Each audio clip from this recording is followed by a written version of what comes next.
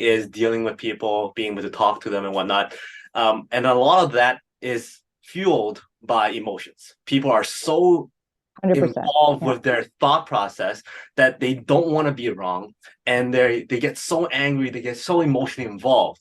So for somebody like you who's, let's say, in the middle of it, trying to negotiate with somebody or help somebody out with their mindset and whatnot, how do you talk to them so that they can potentially see it a little bit differently? You can't change it completely, but you're No, able to kind of no, reverse yeah. their mindset over.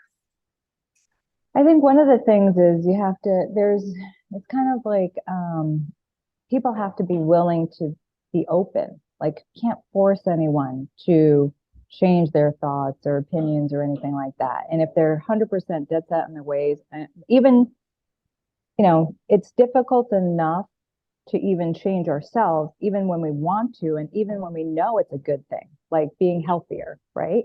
So let alone trying to tell somebody else, one, telling doesn't work in general, I think, like it just is not, most people don't like to be told, how to think or what to do or something, right?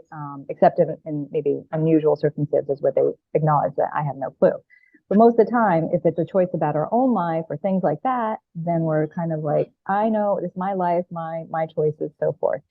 And what I find can be helpful is that at least if there's a even a 1% possibility that they're open to seeing another view, or then you can ask questions, to understand.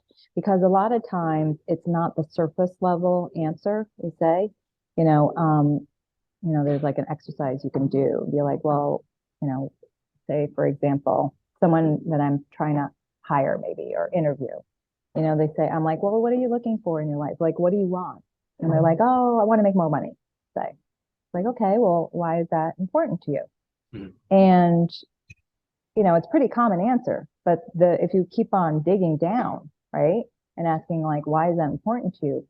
The whys are very, very different, across different people, and, they might say, well, I want to have more money so I'm not so stressed, about the bills.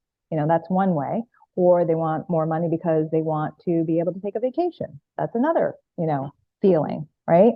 Or they want to really be able to, take their family on this, once in a lifetime trip, or do something, or start a nonprofit.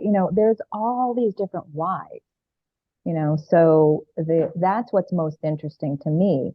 And when you understand why people think the way they do, then you can ultimately understand more about their beliefs and more about their assumptions under that. And then you can address those. That's kind of a sales process, isolate what's the objection. And oftentimes, when people are disagreeing, they really are fundamentally not even really that different. They just have different assumptions, Mhm. or they just have different beliefs, like, even just a simple sale of something. They'll be like, oh, they think it costs too much or something. And they don't realize that actually what they're not doing it, would cost them way more. So it's just like a different assumption, reframing that. So Mhm. it's kind of really understanding more about people's beliefs and more about values. Because ultimately, I think if you really dig deep and go deep enough, we have many, more often than not, we have more similar values and things.